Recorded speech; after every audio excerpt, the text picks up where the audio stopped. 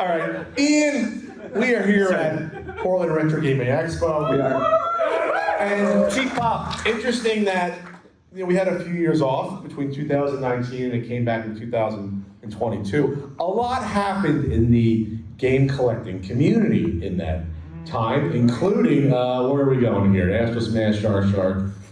This is a Wata thing, so we're talking about Wata. Wata Games. We're talking about Wata Games. I don't have a logo here.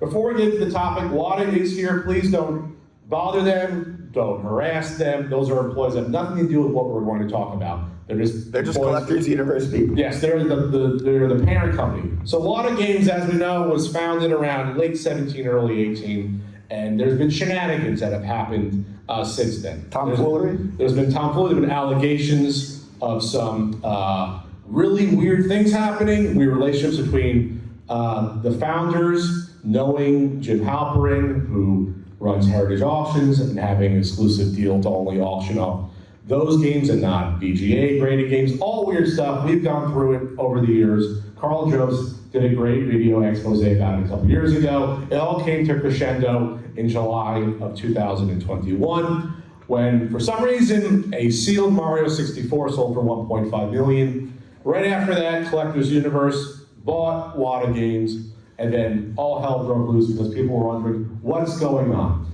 Fast forward, a class action lawsuit, a federal class action lawsuit was filed on behalf of people that use Wata to grade their games. That was, I think, July of last year. And now we have an update, rubber stack update on the class action lawsuit. There are certain things we can share with you about the lawsuit, what's happening. Many things have come to light. There's a lot of facets, a lot of ins, a lot of ins, a lot of outs. So what happened earlier in the summer was important. The defense, which is Collectors Universe / Wata Games, they filed a motion to dismiss at least some of the claims. So what are the claims going on in this lawsuit? There's contract, which is pretty much cut and dry. The contract claims are, well, you claimed on your website and all the dealings that if customers and clients pay to get your games graded, they get them back in the time that you advertise, whether it was a month, 2 months, 3 months. The problem was they were such a backlog that some folks didn't get the games back for well over a year, right, or couldn't find out where their games were at. So obviously that's problematic because you're taking people's money and providing the service, but then a lot of people got this stuff graded to try to cash it on the market, probably, to get in early and get their stuff graded and put up for sale on Heritage Auctions. But I mean, you'll see evidence of that as you walk around the floor. There's a lot of people with graded games that don't seem to be moving. So that was the other half. The other half that we reported in the past is the juicier stuff, some of the stuff we have talked about, some of the alleged stuff. The other part is fraud and RICO. RICO law. So Ian, do you know what RICO is? I can explain that. Go for it. I know what it is, but you can. Okay, I don't know as much as you, that's why I asked you. So RICO is racketeering something criminal organization, correct? What's the second, what's the I? That I don't remember. Okay. I know it is RICO. Okay. I'm not on a first name basis. So again, more easier, what is racketeering? Racketeering is the formation or use of a company to commit fraud. Yes. That is racketeering. That's why you always hear the mob would get dinged for racketeering, because maybe they would, create an olive oil company like in The Godfather, or a construction company that made millions of dollars where they should have. Fronts. So that's the other portion of the lawsuit. So when Ian and I first discussed this, we were like, well, the contract stuff is pretty cut and dry. That's going to go forward. And we were like, RICO and racketeering, probably not. RICO is really difficult to make stick. Sure. I mean, it's kind of a joke when people say, oh, is this the RICO? Or we're going to finally get the RICO? No, because you never do. Because you have to prove intent, and yet, besides all these relationships that are together. So what happened was, Collectors Universe filed a motion to dismiss for everything, which is common in civil lawsuits. The judge, though, allowed everything to move forward, not just the contract claims, but RICO and racketeering. That's really unexpected. I did not in a million years think that was going to happen. Which means the judge at that point, from what he had seen and through discovery and I guess depositions, thinks there's something to it. And me as a clerical law worker, that's almost a lawyer. I think you revealed that publicly before. No, I haven't. I mean, I have a fine-tuned sense of this. Uh-huh. And I think they're going to get taken to the cleaners. Well, we have some, okay, RICO is Racketeer Influence and Corrupt Organizations Act. Influenced. Influence. That's what RICO means. So, I just had it open and I just lost it, my Google Docs. So this is what's gonna happen. In December, by December 11th, this is all procedural stuff, this is all public. By December 11th, the motion for summary judgment that the defense will file, that will be given to the judge. Will probably would say, no, this is gonna move forward. And the class certification for the prosecution has to be put in. What is class certification? You probably know that better than me. I do know summary judgment though. Okay. Summary judgment is basically what someone will ask for to eliminate the steps that go forward in terms of discovery and things like that. Sure. So it's an easy way out to just be like, please just make a ruling on this case without it going to not necessarily a court, but mediation or things like that. So it gets it all the way quicker. Sure. And obviously you want them to file, the defense be like, okay, this is nothing, throw it out. That's why you want to file it. Right.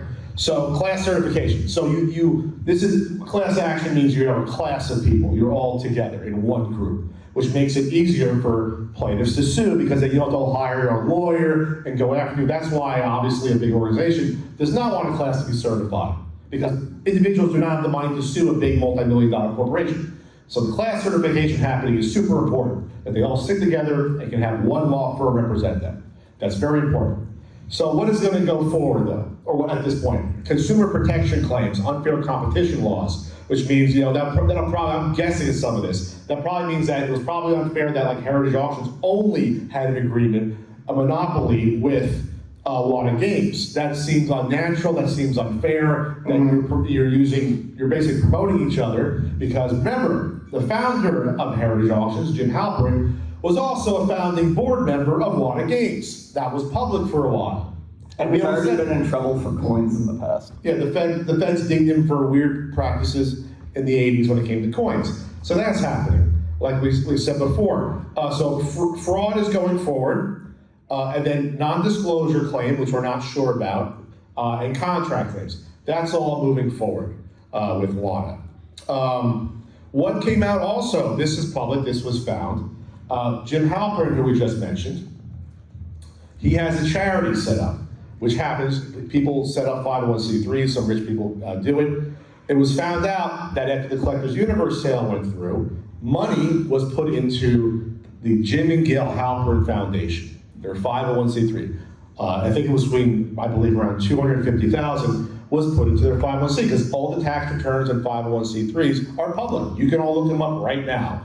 So it's not necessarily they were trying to hide the sale, but it's still strange to do that. Divest the funds of it. Divest the funds of it. So Jim was paid out because he was a founding member of Wata Games. It was also coming out that in the fall of 2021, Heritage Auctions was upset at Wata for not being able to supply a sufficient amount of product for their auctions. That's how close the relationship was. Going backward, hey, well, you're gonna have a certain amount of games for us. When do we have to expect this? So they were on apparently like a jilted lover, big sad about a lack of attention. So they're apparently on some sort of schedule tightly knit between these two organizations. Yes, they were clearly working hand in hand, yes. Not just what was on the face. So that's another big one. Dennis Kahn, who was the president of Wata Games, sometime after the sale of the Collectors Universe, we probably found out what is going on. Maybe we bought into something that maybe on its surface wasn't what we think it was. He has been demoted and shuffled to the side. I think it's like special acquisition or special interest. So it would look terrible if Collectors Universe bought Wata Games and then fired the president. They can't do that, especially with a class action lawsuit. Right. But you're going to step down and we'll keep you on the payroll and just sit in the corner and do nothing. Dennis Kahn has already been deposed in this lawsuit. He's already been grilled, and we'll see what comes out of that, because eventually that information becomes public. A lot of stuff. And hopefully the video will as well. Oh, the video? I don't know about that. So, that'll be fun. So Dennis was shuffled away. And this is an interesting thing that we never really touched upon. Did anybody in the audience know where the name Wata comes from for Wata Games? No, we do. We have one or two people. We never commented on this, and it always rubbed me the wrong way. And they took it off their website. Yes. What's in the name? The inspiration for her name, Yep. Wata, And comes they from took Bruce this Lee. off their website because they knew it was a bad look, but they kept the name. Yeah. Be like water, Yes. making its way through cracks. Be water, my friend. This is a famous thing. He said this on one of his guest appearances in the early 70s, also did an interview on YouTube. So their name comes from, I think it's Cantonese, a Cantonese accent. So they couldn't just English. say water, they decided they had to try to mimic the accent of Bruce Lee. It's just not cool to do that. At all? And I think I forgot about it, to be honest. I think I honestly forgot about that. Because it's just like not something you would want to do. No. Like, why would you want to do that? Even if your intentions were good, it's just weird and insensitive to do that. So, but you know what's interesting, Ian? While I was going on the Wayback Machine and seeing that, I looked down on the board of directors that used to be on the website. And I found something very interesting here, which goes back to maybe something that we can guess about maybe something in the future. For collectors, by collectors, sure. The executive team, there's good old Dennis here. There's Mark Haskell, the individual that I witnessed buying games at Too Many Games 2019. I brought it up in the log, in the Carl Joseph's video. Something they said would never happen, by the way. Oh, yeah. No. But he was buying and selling games. He sold a bunch of games to Seth Averson, the reporter, report on this. I scroll down. There's the little Dennis Kahn. There's some folks. There's good old Jim Halperin. Who's this individual, you might ask?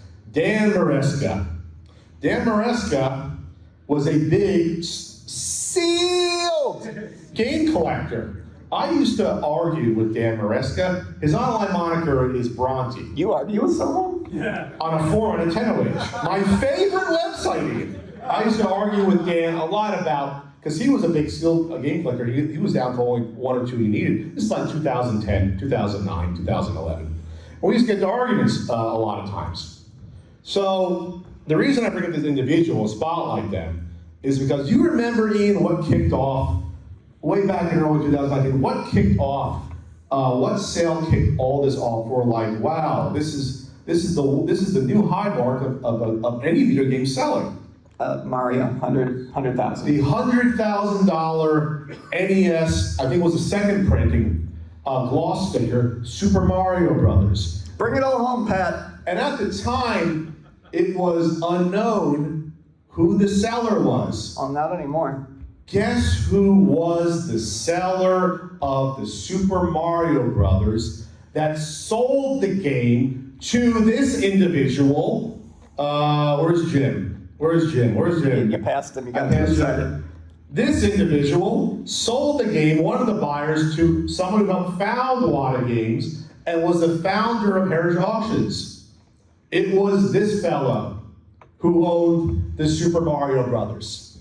Inside business. Why do you think they never wanted to publicize who sold the games? Or who sold the game? Because it would look skeezy, unethical, and maybe, in my opinion, fraudulent. This is a totally natural sale. If this was known, There's nothing to see here. we didn't know this back then. Carl Jobst didn't know this when he did his big expose video a couple of years ago. Do you think this would have got people talking? Do you see how these relationships, there might be something going on here? Yeah. And then that sale, remember, then through Richard Lecce, who was one of the 3 individuals we knew at the time that purchased it, which maybe something else was going on, we'll see. That was the one that went on Pawn Stars later in 2019. So it went from the most expensive game before that, I believe, was a Seal Stadium Events around 30, 35,000.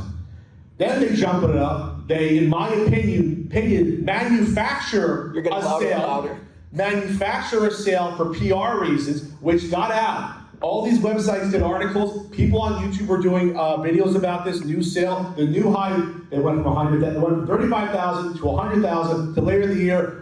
I think it's worth $1 million, maybe. That's what I want on Pawn Stars. And Dennis Kahn then says this, in articles and on the show, well, the sky's the limit with these games. This all happened in less than a year. $35,000, the most expensive game, to might be $1 million, might be several $100,000.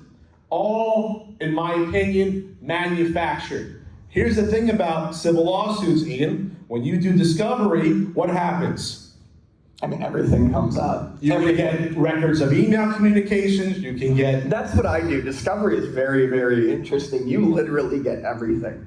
They just drop I mean, proverbial at this point, but boxes and boxes and boxes of documents. You don't ever want to go through Discovery. through Discovery unless you are 100% fucking sure you are squeaky clean. So here's the thing, I can't say for sure, but we have misrepresentation as one of the claims going forward. We have fraud. We have all these things that I'm not saying it's going to come out in Discovery, but what if in Discovery some of this information comes out between, hey, what were these people saying to each other? What agreement did they have?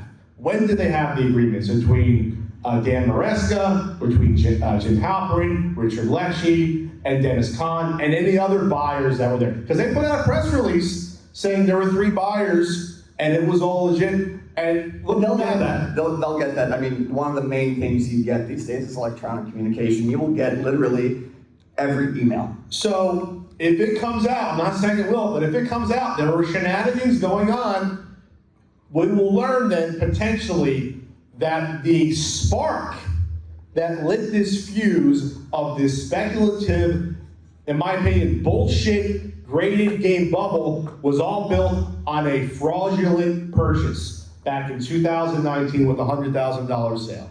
There you go. Can't say it for sure, but it looks weird. Tell me when I'm telling lies. All right, how's everyone doing? How's everyone doing?